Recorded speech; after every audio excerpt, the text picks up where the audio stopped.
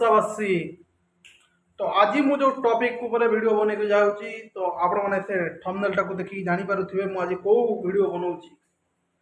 आज मु video serious होइके बनाउछि, मन रे राग आखिरे क्रोध होइक अछि। तो मो वीडियो बनेबार एक लक्ष्य उद्देश्य जे हमर भारतर नारी माने के सुरक्षित रहिबे।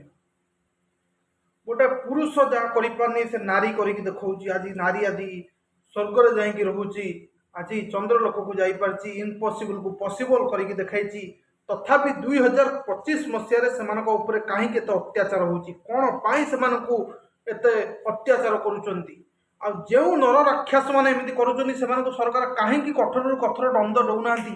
आमे एथरे कोन पाई गोटे नारी एते हैरान हबो। आज मुंड टेकी रास्ता ठीक से बाट चली परिबनी। स्वाधीनता पाई सारा 76-77 वर्ष पर भी आज पर्यंत आम देश अत्याचार कमिनी, अत्याचार कमिनी। जो राक्षस माने सब कर दंड कहीं दि जाऊनी, कौन पाई दि जाऊनी, एटा मु सरकार को प्रश्न करुच्ची।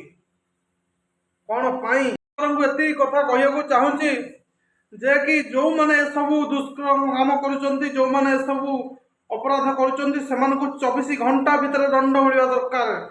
24 घंटा भितर दंड मिलले सेमाने जाइंगी सुधुरिबे, आम देश आगु को जीव। नहले आम भारत देश एक राक्षस देश में परिणत हो। मुझे सरकार को प्रार्थना करुच्ची जे कि 24 घंटा भितर दोषी मानक दंड मिलू।